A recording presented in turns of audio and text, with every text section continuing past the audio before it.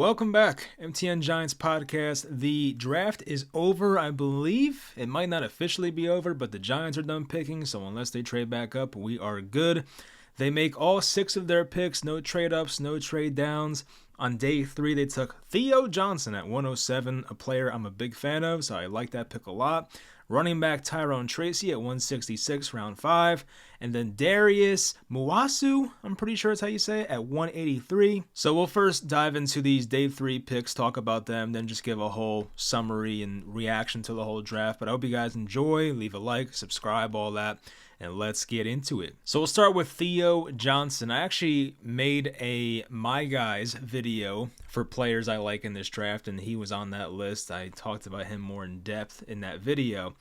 But Johnson, the tight end out of Penn State, he has NFL size. He is 6'6", 259.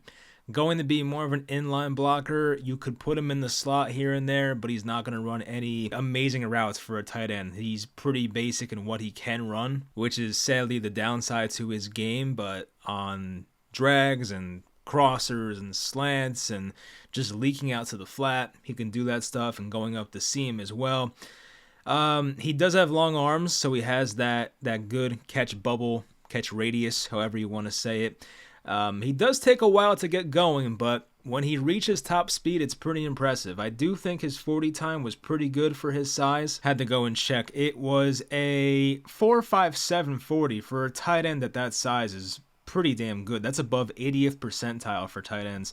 So that's great. And the rest of his combine was pretty impressive. I mean, he was above the 80th percentile in height and weight, which is no surprise. His 40 time, his 20-yard shuttle, his vertical at 39.5 inches, a broad jump at 10.5, and everything else was in the middle. It just averaged. His 3-cone at 7.15, his arm length was 33 inches, hand size at 10.2 inches. He had a really good combine. It definitely helped him get drafted in the 4th round, and I know the upside is not going to be tremendous for Theo Johnson. I understand that the likelihood of him being the next Jimmy Graham is pretty unlikely, but you never know. I just think he's going to have a long NFL career. He's going to be a useful player. And I remember saying in my video on the My Guys video, some of his blocking highlights are more fun than like the receiving highlights. He has some great blocks, pancake blocks, just hitting guys in the open field and putting them on their ass. Like, that's what you want to see. So in all likelihood, it seems like Darren Waller is not going to return. He'll probably retire. You have Bellinger, Theo Johnson, Jack Stoll. I think there's a couple other tight ends they signed. That guy from Denver and Jacksonville. I forget his name now. A very tall guy. But yeah, I mean, the tight end room, if Waller's gone, it's nothing spectacular. But I think adding Theo Johnson to it was a good idea. And I do think he can have a pretty nice and long career. As I said, the bad parts about him, he's a limited route runner. He's not going to really fool anybody with his deception and whatnot, but he does have a lack of lateral ability. He won't be juking guys out. I mean, he can break tackles, but it's not going to be like in a made you miss type of way like the next guy we'll talk about. But ultimately, yeah, I like this pick. 4th round pick. He'll be a starting level tight end for hopefully a long time, and I like the Giants making this pick here. The next one was Tyrone Tracy, the running back out of Purdue, and of course he was the converted wide receiver to running back in 2023. And it was a pretty interesting story from what I heard. So apparently he was a wide receiver like his first 4 years, and it wasn't going too well. And I believe one of his coaches told him, like, hey, you should probably try to transition to running back. That's the pretty much only chance you have of getting drafted. And he was a bit reluctant, I guess I can say, at first. And he went on to do it, and he had a pretty good year last year. They gave him 113 carries, 716 yards. That's 6.3 yards per carry, 8 touchdowns. Had 19 receptions for 132 yards. His best receiving season was back in Iowa before he transferred in 2019. He had 36 catches for 589 yards and 3 touchdowns. So obviously, with the transitioning of positions, he does draw some comps to Antonio Gibson, the former Commander. And I do like his game. He's very shifty. He's one of the shiftier backs in this class. He does have really good efficiency when they gave him the ball. He's 5'11", 209, so he has enough size to I don't know if you'll call him a bell cow anytime soon, but he has enough size to at least probably handle over 100 carries in a season and have no problem, probably more. Good balance for the most part. It's not spectacular, but good enough balance. He's pretty explosive. The long speed's not great, which is kind of one of his downsides, but the explosiveness and the quickness is very good. He will be a good receiving back, of course, having the prior wide receiver experience. I saw a play, I forget who this was against. I think it was against Minnesota, where he lined up in shotgun and they faked a handoff. And Tracy just ran straight up the field in a mismatch versus a linebacker. I guess everybody else was in man coverage. And he just outran the linebacker and picked up like a 40-yard catch up the middle. Like, it was great. So I'm not saying that'll happen in the NFL, but it's nice to know that the Giants' backup running back here can do stuff like that. For the most part, he was a pretty good pass protector. Of course, that's great for a rookie running back. And he can be a kick returner as well. So he can return kicks. He can pass protect pretty well. The downsides are he's 24 years old, which in real life is not old at all. But for running back life shelves, or shelf life I meant to say, it's very old. So especially for a rookie, like by the time his contract's up, he'll be 28, I think. So this is pretty much just for his rookie contract, and the Giants will they'll try to get the most out of him, and hopefully he'll be a productive player. But I don't see him having like a very long NFL career. Maybe he will. You know, there's guys that hang around for a while, but coming in as a 24-year-old running back, and he'll be 25 mid-season, it's definitely, things are stacked against you. I'll put it that way. As I said, sometimes he'll bounce too many runs. That's something I didn't say before, but I meant to say his breakaway speed's not too special. So between bouncing too many runs and the breakaway speed, that's the stuff that could be a bit better in his game. So the running back room now is Devin Singletary, Eric Gray, Tyrone Tracy, and Gary Brightwell.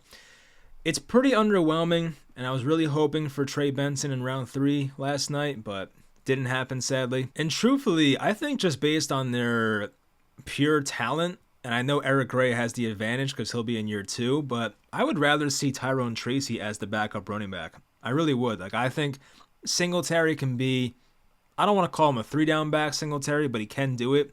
But you're going to give him some breaks, obviously. He's not going to be a Derrick Henry level player that plays 95% of the snaps. So in the times they sit Singletary, I think Tyrone Tracy's a good backup to have. I think Eric Gray will have his role on this team, and even Gary Brightwell on special teams if he makes the team. I think just as your pure running back 2, I'd rather see Tyrone Tracy. There's just more juice to his game, and I think the upside for him is higher than Eric Gray. So we'll see how that camp battle goes for those guys. And the final pick was the linebacker out of UCLA, Darius Masasu, 6 feet tall, 225. He does move pretty well. He does play physical, good going downhill, pretty good tackler. You see plays on film where he'll call out the play before it happens, so he does have pretty good IQ for the most part, probably watches a lot of film. The knocks on him is he's too light. He's only, once again, 225, 6 feet tall, so not the biggest guy. I know linebackers are smaller now, but that's still pretty small. And he's not a freak athlete. I want to see his measurables. I know PFF had him down. His 40 time was 4.7 on the dot. That's just about like the 42nd percentile. His hand size, arm length are a bit above average, but his weight is below average. His vertical jump was 36.5, which is like 15th percentile for linebackers. And his broad jump was 9 feet 9 inches. So not good. So yeah, there are physical limitations, but this is a guy who you drafted to probably be a special teamer. He'll be behind, of course, Okereke and Micah McFadden. And who else am I missing? Isaiah Simmons was brought back. We'll see if Darian Beavers can make an impact this year. I think Carter Coughlin's still here. So there will be a battle for playing time, but he can be just a guy on a rookie contract who plays special teams. Maybe he gets better and turns into something, but I'm not counting on that for a 6th-round pick. So overall, I mean, looking at the draft as a whole, I don't love it, but I don't hate it either. I think it's just, as I said yesterday, I didn't want to say it, but it's kind of meh. Like, I didn't want to sound like a hater, of course, but you know, there's guys on this team, there's guys in this draft that should make instant impacts. I think Neighbors, of course, is a day 1 wide receiver 1. Tyler Nubin, I think, should start from day 1. Andrew Phillips will probably compete with Cordell Flott, but he might win that job at slot corner, so that might be a starter. Theo Johnson is probably going to be behind Bellinger in all likelihood, but it would not shock me if he was the second tight end on this team. And if by season's end, Theo Johnson was the tight end 1, I would not be surprised either. So that's 4 guys, and even Tyrone Tracy. Tyrone Tracy as your RB2, God forbid Singletary gets hurt, he can make a big impact for this team either way, whether it's as a change of pace guy or just a third down and long type receiving back. I think he'll make an impact, and I said, Masasu can probably be a special teams guy. So about 4.5 guys that I think can be starters on this team. So this draft should hopefully produce some starting talent, but obviously coming into this, I wanted a quarterback day 1. That didn't happen, so of course for me that's a bit disappointing. And I saw the Joe Schoen interview. Well, they had the press conference, whatever you want to call it, and he was basically saying how it's more than just watching the quarterbacks on film. It's a lot about their personality. So I guess Shane was indirectly taking shots at some of these guys' personalities. I mean, I don't know who he'd be talking about, whether it be JJ or Penix or Bo Nix. Basically Joe Shane was saying it's not just about what you see on film. It's a lot of other stuff that goes into it. So, as I said, hopefully for his case, he's right, and passing on these 3 quarterbacks does not come back to bite them. But if it does, and let's say Malik Neighbors is not what he is or what we hope he is, and let's say one of those quarterbacks, specifically McCarthy, goes on to have a great career, it's not going to be a good look for Joe Schoen. I won't say that's going to get him fired, but it's not going to be a good look. As we know, the team still has to find their future quarterback, and until that happens, it's tough to be excited for this team. As I said last night in the video, their win total, I think, is 6.5 right now, which is one of the bottom 7 or 8 teams in the NFL. And I want to see who's our opponents next year. I just want to see that. I'll just say non-division home opponents are the Saints, the Bucks, the Ravens, the Bengals, the Vikings, and JJ McCarthy, and the Colts, who I think will be much better this year. I mean, the Colts were pretty good last year, but I think they'll make the playoffs. The Giants' away opponents are the Seahawks, the Falcons, the Panthers, the Browns, and the Steelers. So you play the AFC North. It's a tough division, very tough division. They do play the NFC South, who was the worst division last year, but those teams should get better. I'm thinking Carolina will not be as bad as they were. The Falcons, if Kirk Cousins' Achilles is fine, they'll be a better team. And the Saints, the Saints are mid. And the Buccaneers, they made the playoffs. I think they won a playoff game, right? They beat the Eagles. So yeah, this is a schedule that's not too easy. There are tough opponents in here, and playing the AFC North is definitely a bitch, but I guess you got to do it every 4 years. So leaving this draft, the concern is still who the hell is playing outside corner for this team. I think when they drafted Andrew Phillips, I read the Joe Schoen quote last night. He expects him to be more of a slot receiver, but can play outside. I don't think they view Phillips as an outside guy for most of the time. So they still need an outside corner, and I want to see if Adoree Jackson is still available. I think he is. He's still a free agent. He's 28 years old. He played well for this team the past couple of years. He's probably not the same guy he once was, but as a 1-year starter, 1-year contract, why not? So maybe they bring Adoree back, but I do think they'll sign some veteran as a corner in free agency, whether that's in camp or in the preseason. I don't know, but I think I do feel confident saying they'll sign some veteran corner before the year starts. Defensive tackle could be a bit better. DJ Davidson, Jordan Phillips, the veteran, Ryder Anderson, Raheem Nunez-Roches, Timon Fox, Jordan Riley. I'm hoping Riley can take a step forward this year, but there's not many great names here aside from Dexter Lawrence. We know what Nacho is. He's a fine rotational defensive tackle. And everything else on defense seems okay. I feel like just those positions, the outside cornerback 2 and some defensive tackle depth would be nice. Looking on offense, they definitely have signed enough offensive linemen. I think they'll be fine, and hopefully Evan Neal has his head on straight this year. Tight end, they addressed. It could be a bit better. There's not an alpha tight end in this room right now if Waller retires. Wide receiver is looking much better with Malik Neighbors here. We'll see what they do with Slayton, because that could be a guy they trade. Because, of course, there are other guys that will play a lot on this team, whether it's Neighbors, Wandale, Jalen Hyatt. McKenzie can play, probably more special teams, but Isaiah Hodgins is still here. Bryce Ford Wheaton off the ACL. Maybe he'll be something. They signed Miles Boykin. And of course, running back, I just went over that. I think Tracy should be RB2, Singletary RB1. And most importantly, the quarterback position of Daniel Jones, Drew Lock, and Tommy DeVito.